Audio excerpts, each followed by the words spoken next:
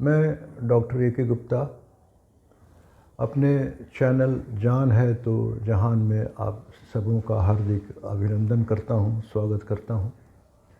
मित्रों, मैं आज एक स्वास्थ्य से संबंधित एक गंभीर समस्या को लेकर बातें करूंगा। कुछ नई इन्फॉर्मेशन आपके साथ साझा करना चाहता हूं और ये विषय है कैंसर। कैंसर एक ऐसा रोग है जिसका नाम सुनते ही लोगों को रोंगटे खड़े हो जाते हैं। सभी लोग भयभीत हो जाते हैं, चिंतित हो जाते हैं। मरीज़ तो मरीज़, जब उनके अभिभावक सुनते हैं कि उनके परिवार के किसी व्यक्ति को कैंसर हो गया या कैंसर की शंका हो गई है तो उन्हें बहुत खौफ होता है, बहुत डर लगता है। और अगर आंकड़ों की बात करें तो अभी तक लगभग 1 करोड़ लोग विश्व में कैंसर के कारण अपनी जान गंवा चुके हैं।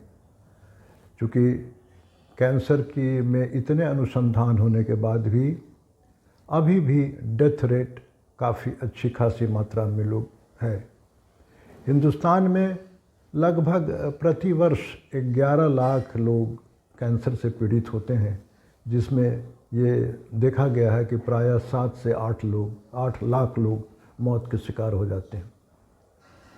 क्या ये आंकड़े इसी तरह से बढ़ते रहेंगे? क्या इस आंधी को हम रोक नहीं सकते हैं? तो आज हम इसी विषय पर बात करने जा रहे हैं कि हाँ, हम कैंसर की आंधी को रोक सकते हैं। लगभग थोड़े से अगर हम जागरूक हो जाएं, थोड़े से अपने में परिवर्तन करने को तैयार हों, तो लगभग 50% लोग मौत के मुंह में जाने से कैंसर से बच सकते हैं। उसके लिए टेक्निक बहुत सिंपल है, बहुत सरल है। इसी पर मैं आपसे बातें करूंगा और इस पर आगे बढ़ने के पहले कैसे इसको आंधी को रोकें, मैं चाहूँगा कि कुछ फंडामेंटल बात, कुछ बुनियादी बातें कैंसर के बारे में आपको बताऊं। आप भी शायद जानने में इच्छुक होंगे कि कैंसर होने के, इतने लोगों को कैंसर होने के क्या कारण हैं, कौन कौन लोगों में कैंसर होने की विशेष संभावना रहती है और इस कैंसर से हम अपने लोगों को, अपने परिजनों को कैसे रक्षा कर सकते हैं, कैसे बचा सकते हैं। तो सबसे पहला सवाल ये उठता है कि लोगों को कैंसर क्यों होता है। उसके मुख्यतः 2 ही अभी तक कारण हैं। एक कारण है हमारी जीन्स में कमजोरी, जेनेटिक म्यूटेशन, और दूसरा कारण है वातावरण जनित, इन्वायरमेंटल। तो लेकिन अच्छी बात यह है कि जेनेटिक म्यूटेशन के कारण कैंसर के लोगों की संख्या कम है। मात्र 1 से 2% लोग ही अपने जीन्स में, ख़ानदानी अपने फैमिलियल जीन्स की कमजोरी के कारण कैंसर के शिकार होते हैं। ज़्यादातर लोग अपने वातावरण में जो गड़बड़ी है उसके कारण इसके शिकार होते हैं। वातावरण का कहने का मतलब, मेरा अभिप्राय है कि वातावरण में वो सारी चीज़ें आती हैं जिनके संपर्क में हम आते हैं। ये वायु, ये भोजन, ये पानी, ये इन्फेक्शन, जितनी भी चीज़ों के संपर्क में हम सवेरे से शाम तक आते हैं, ये सारी की सारी चीज़ वातावरण में आती हैं। आजकल एक नया दौर शुरू हुआ है एयर पॉल्यूशन का। बड़े बड़े शहरों में एयर पॉल्यूशन बहुत तेज़ी से बढ़ता जा रहा है और ये भी एक घातक फैक्टर है और आने वाले दिनों में ये भी एक फेफड़े के कैंसर का कारण हो सकता है। अब आइए हम आज के विषय का जो मुख्य बिंदु है कि इस आंधी से कैसे बचें, ऐसे कौन कौन से स्टेप्स उठाएं, प्रयास करें ताकि हम कैंसर के इंसिडेंस को घटाएं। लोगों का अध्ययन है कि अगर अपने जीवन शैली में हम थोड़े से परिवर्तन करें तो काफ़ी हद तक कैंसर की संख्या, लगभग 50% कैंसर के रोगी, ख़ास तौर से हमारे हिंदुस्तान में उन रोगियों की संख्या घट जाएगी। Let us see how to remodel your lifestyle. Remodel का मतलब होता है कुछ चीज़ों को जोड़ना और कुछ चीज़ों को तोड़ना या हटा देना, दोनों चीज़ मिल के रीमॉडलिंग होती है कि अपने जीवन शैली को रीमॉडल कैसे करें ताकि हम अपने आप को, अपने परिवार के लोगों को कैंसर से रक्षा कर सकें। आइए हम एक एक करके जानें। सबसे महत्वपूर्ण चीज़ है जिससे सारा हिंदुस्तान आक्रांत है। मैं एक बात इसकी शुरुआत करने के पहले आपको बताऊं कि ओरल कैंसर, मुंह के कैंसर के रोगी सबसे ज़्यादा विश्व में हिंदुस्तान में पाए जाते हैं और उसका सबसे एकमात्र कारण है तंबाकू की बढ़ती हुई इस्तेमाल। तंबाकू हमारे जीवन शैली का एक महत्वपूर्ण हिस्सा बन चुका है। जो हमारे बुज़ुर्ग हैं उससे लेकर के हमारे स्कूली बच्चों में भी तंबाकू का काफ़ी हद तक हो गया प्रचलन।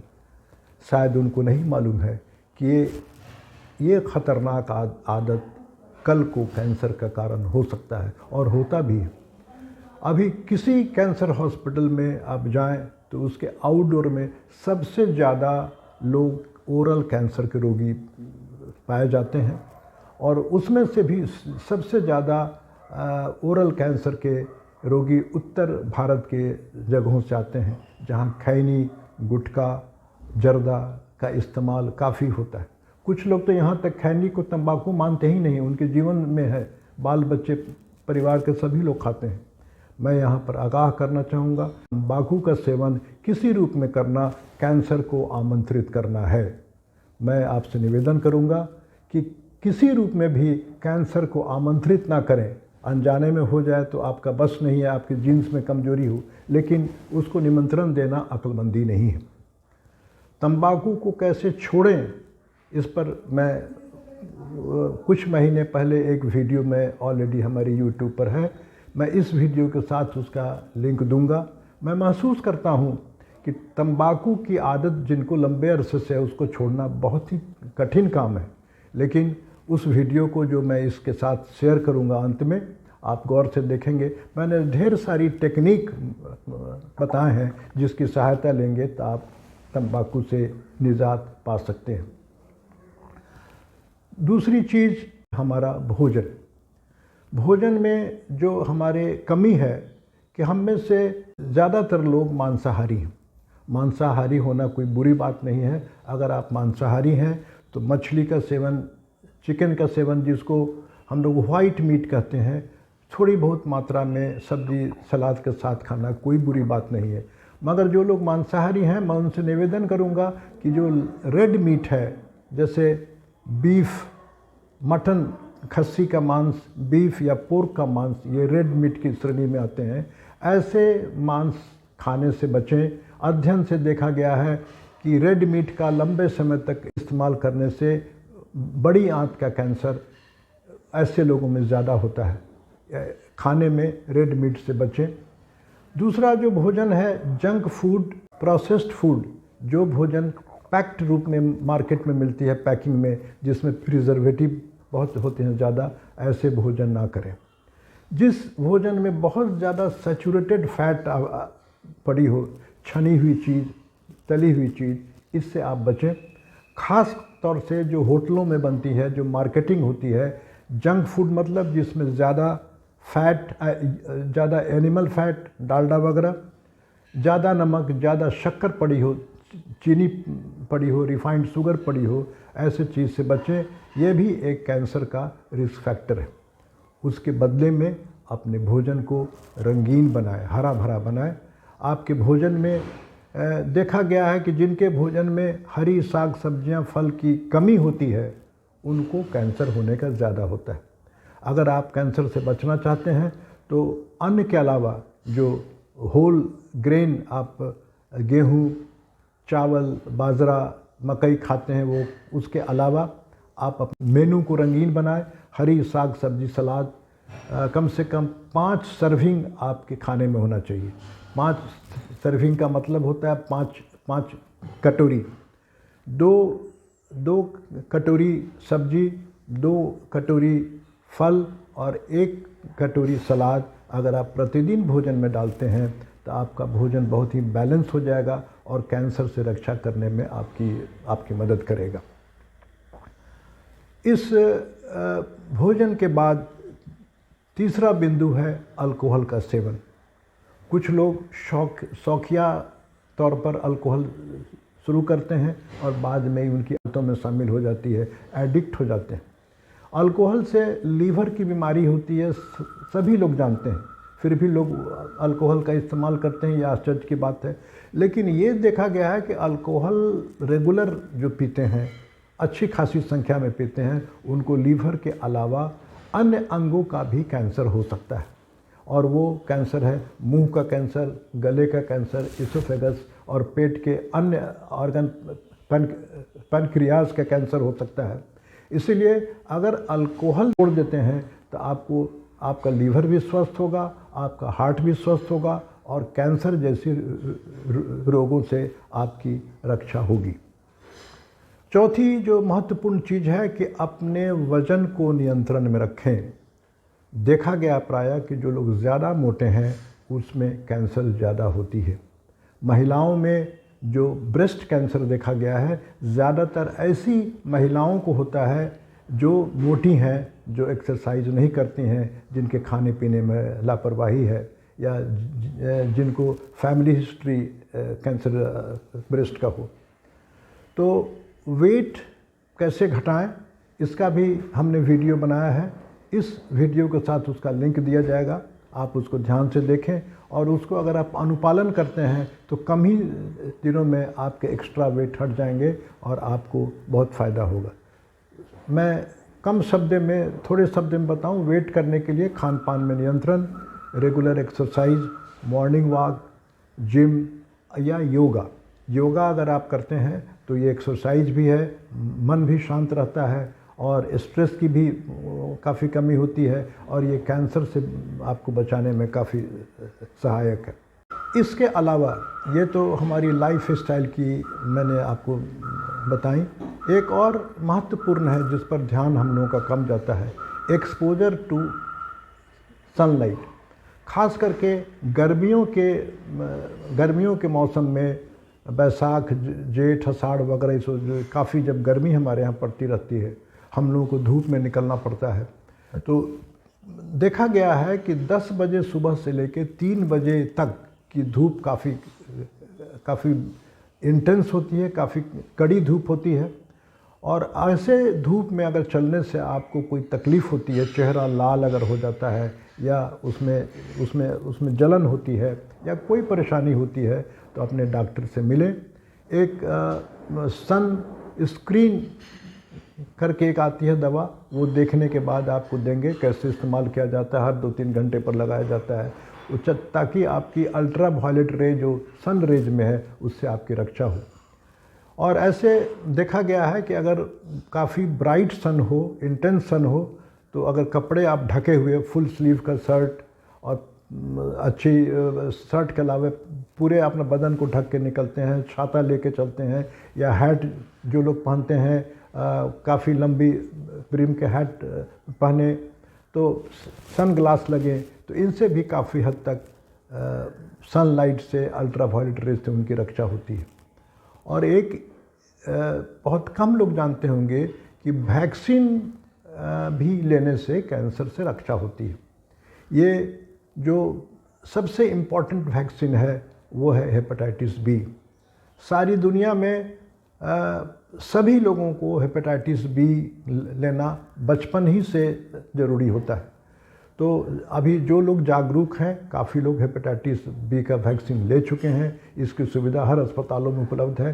3 डोज हेपेटाइटिस बी का लिया जाता है, ये आपकी रक्षा करेगा। जिन लोगों ने अभी तक हेपेटाइटिस बी का वैक्सीन नहीं लिया है, मैं अनुरोध करूंगा कि वो अवश्य ले है। इससे आपकी रक्षा हेपेटाइटिस बी से होगी और लीवर के कैंसर से भी होगी। दूसरा इम्पॉर्टेंट वैक्सीन है ह्यूमन पैपिलोमा वायरस का वैक्सीन, जिसकी जानकारी बहुत कम लोगों को है। WHO ने आगाह किया है कि 9 साल की उम्र से 35 साल की उम्र तक प्रत्येक महिला लड़की को इसका टीका पड़ना चाहिए। शादी होने के पहले हो जाए तो ज़्यादा ज़रूरी है, ताकि उनको भविष्य में उनकी जो यूट्रस है, उसके सर्विक्स का कैंसर, सर्वाइकल कैंसर ना हो। चूँकि और जो जिन लोगों का जो आप पुरुष हैं जिनका मल्टीपल सेक्सुअल पार्टनर हैं, जिनका सेक्स बिहेवियर ठीक नहीं है, अगर वो भी लेते हैं तो उनकी भी रक्षा HPV वायरस से हो जाएगी और उससे कैंसर से बचेगी। रेगुलर एक्सरसाइज के अलावा अच्छी नींद भी बहुत आवश्यक है। अच्छी नींद से आपका वेट गेन नहीं होगा और वेट गेन नहीं होगा तो कैंसर से अच्छी रक्षा होगी। खाने पीने में हरी साग सब्जियों के अलावा अगर कुछ आप विटामिन की गोलियां चाहते हैं लेना तो विटामिन D 600 यूनिट से 1000 यूनिट रोज़ लेना से कैंसर से रक्षा करने में काफ़ी ये मददगार है। और इन सब फैक्टर के अलावा जो दूसरी सबसे इम्पॉर्टेंट चीज़ है जो आपको कैंसर से बचाने में बहुत सहायक है, वो है अर्ली डायग्नोसिस ऑफ कैंसर। इसमें हम लोगों में से ज़्यादातर लोगों से भूल हो जाती है। अर्ली डायग्नोसिस के पहले ये जानना ज़रूरी है कि हम कैसे शंका करें कि हमको कैंसर की संभावना है। जब तक आप शंका नहीं करेंगे तब तक आप किसी डॉक्टर के पास या अस्पताल में नहीं जाएंगे। मैं कुछ शब्दों में आपको बताऊंगा कि कैसे डाउट करें, क्या लक्षण हो सकते हैं, ताकि हम डॉक्टरों के पास जाएं। कैंसर के अर्ली लक्षणों के बारे में चाहता हूं कि आप जानें। महिलाओं में अगर मासिक धर्म में की कोई गड़बड़ी हो, ज़्यादा खून आता हो या बहुत लंबे समय तक मासिक धर्म रहता हो, या नाभि के नीचे पेट में अक्सर दर्द की शिकायत हो, तो उन्हें अपने लेडी डॉक्टर से मिलनी चाहिए कि ये एक कैंसर होने का अर्ली लक्षण हो सकता है, ख़ास तौर से सर्वाइकल कैंसर का। अगर आपकी यूरिन फॉर्मेशन ज़्यादा होती हो, जब बार बार पेशाब जाते हो या पेशाब के रास्ते में या कोई तकलीफ़ हो, जलन हो, उसके लिए भी ये एक अर्ली लक्षण है। महिलाओं को WHO या पूरे कैंसर स्पेशलिस्ट बोलते हैं कि अपने ब्रेस्ट को एग्जामिनेशन उनको खुद अक्सर करना चाहिए। और अगर ब्रेस्ट छूने से या ब्रेस्ट को चारों ओर से 4 सेगमेंट में प्रेस करके देखने से कोई गांठ आती है नज़र, या उनकी कांख में गांठें आती हैं, ये भी एक कैंसर का अर्ली लक्षण होता है। ऐसी स्थिति में डॉक्टरों से मिलना चाहिए। सर दर्द की शिकायत अगर लंबे अरसे से हो, 2-3 हफ्ते से ज़्यादा से इंटेंस हेडेक है, तो ये ब्रेन ट्यूमर भी इसका कारण हो सकता है। खाना घोंटने में अगर दिक्कत होती हो, आप खाना खा रहे हैं और घोंट नहीं पा रहे हैं या दिक्कत हो रही है, ये भी एक इसोफेजियल कैंसर का लक्षण है। अगर जीभ पर या मुंह के अंदर कोई छाले पड़ रहे हैं या जख्म दिखाई पड़ रहा है, ये भी एक कैंसर का लक्षण है। और अगर बुखार 3 हफ्ता से ज़्यादा का है और कुछ सामान्य इलाज से नहीं ठीक हो रहा है, तो भी आप में कैंसर की जांच पड़ताल होनी चाहिए।